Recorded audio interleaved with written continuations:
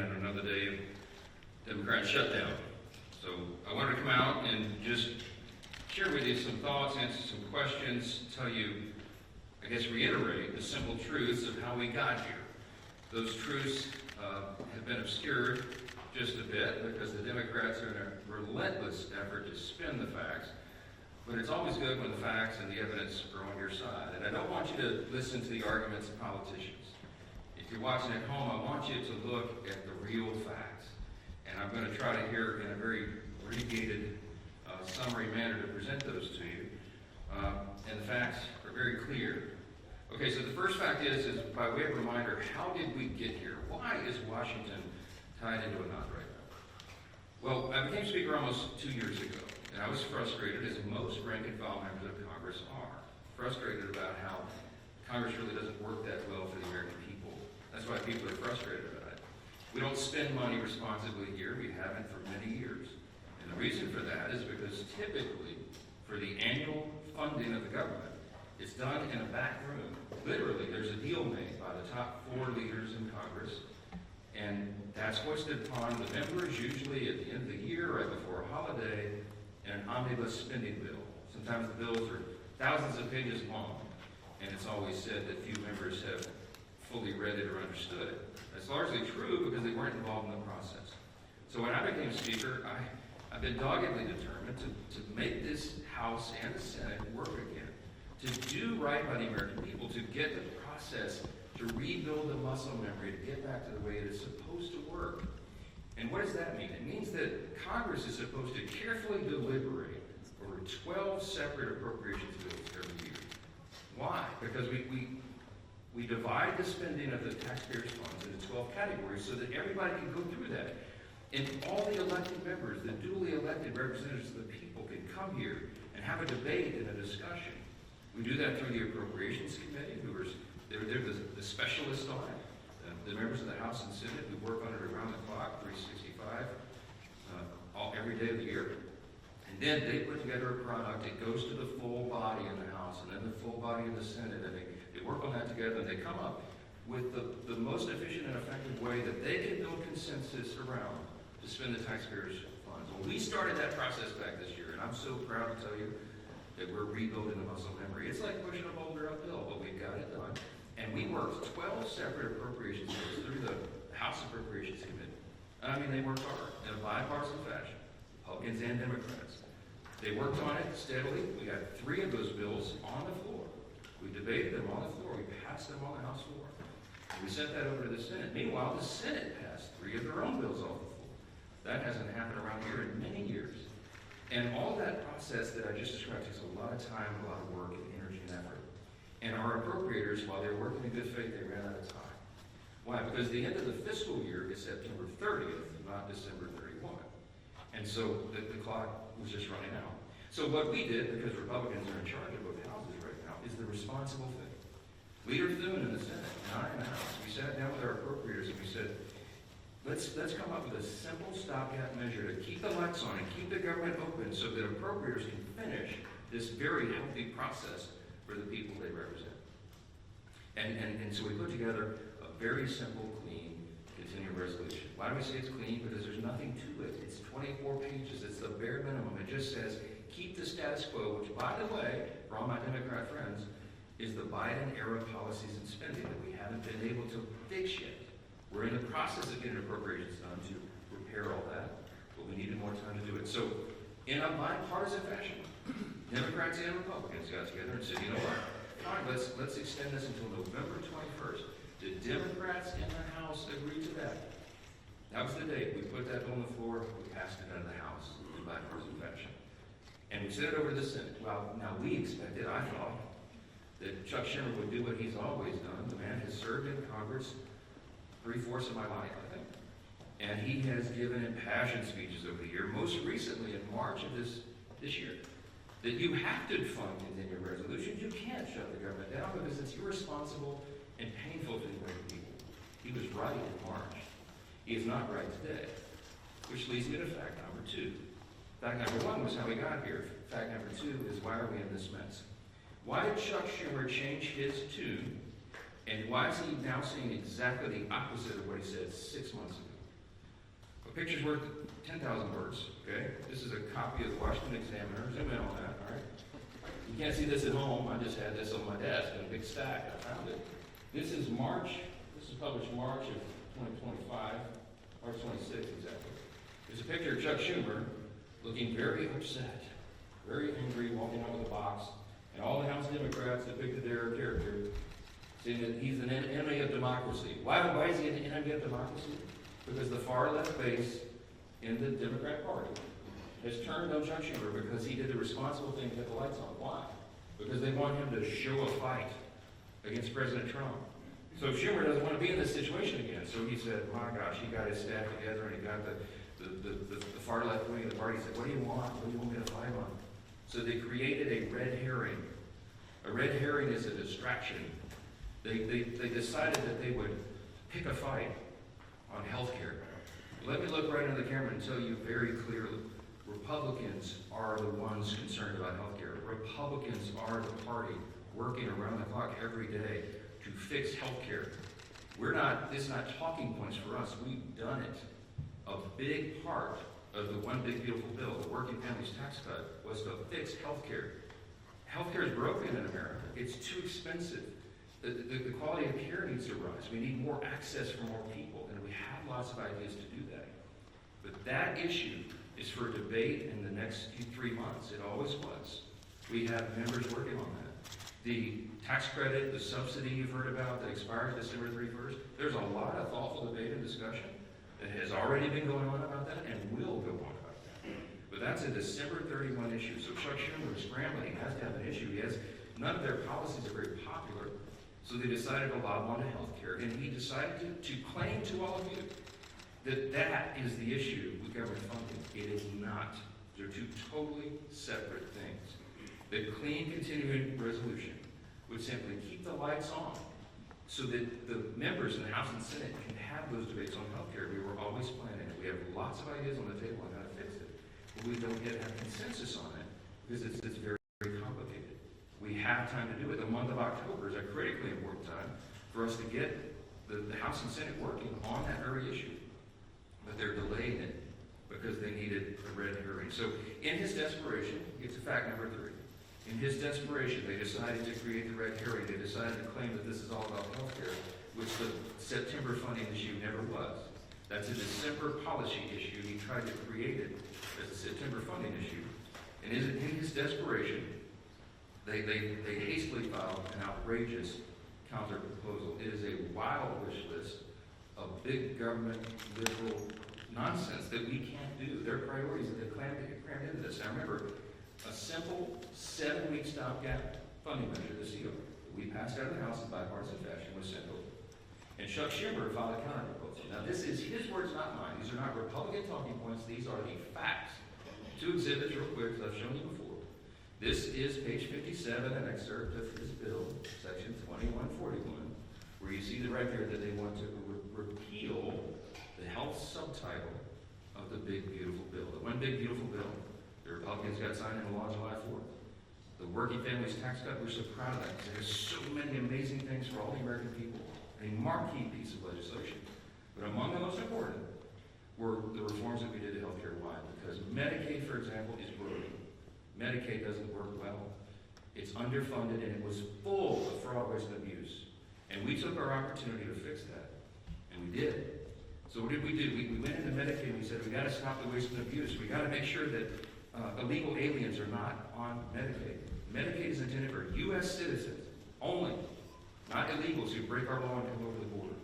And we got to make sure that young, able-bodied men who do not have dependents are working and not riding the wagon. Work is good for individuals. It's good for the communities they live in. It's good for their own well-being and for the people around them. And so we said, don't sit on your couch and play video games. By the way, also not a talking point. There was an AEI study, I think one of the organizations that polled this, and most of these young men who are not working are sitting around literally playing video games. Get back to work. So we put that in the law. And the big thing was making sure that an estimated 1.4 million illegal aliens are no longer riding that wagon either. Why? Because Medicaid had to be strengthened. Medicaid is intended for the elderly, the disabled, and young pregnant women, as I use an example, who are in difficult situations. They need the resources desperately, but the resources are being drained by people who were never intended to be there. So Republicans got busy and fixed it. We put it in the big, beautiful bill. So, back to fact number 3, I guess I'm still on. Chuck Schumer files a counter-proposal and says, we want to reverse all that. Well, among the effects, among the things that you would reverse, is putting illegal aliens back on the program. Don't take my word for it. Look at the evidence. Over here at Exhibit B. This is the list of the actual provisions that would be reversed if Chuck Schumer's language was voted on and passed. Among those, it would end. See, these are the provisions, the Working Families Tax Act. These are the provisions of our bill that did each of these things.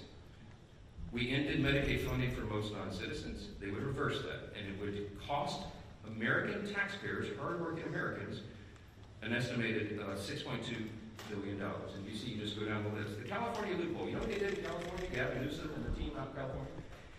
They expanded Medicaid to cover all able-bodied illegal alien adults. These men who could be working or whatever, I mean, they're not even citizens. Never intended by Congress. They put that on the $0.5 trillion in new spending that they want to strap onto a 7-week, simple, 24-page stopgap measure to keep the lights on so we can do our work. Fact number 5, don't ask me because here's the answer. Why aren't you negotiating? There's nothing for us to negotiate. The House has done its job. The House Republicans right now are working hard in their districts all around the country. They're meeting their constituents' needs. They're going and explaining and providing the answers, and they're trying to help them navigate through this madness.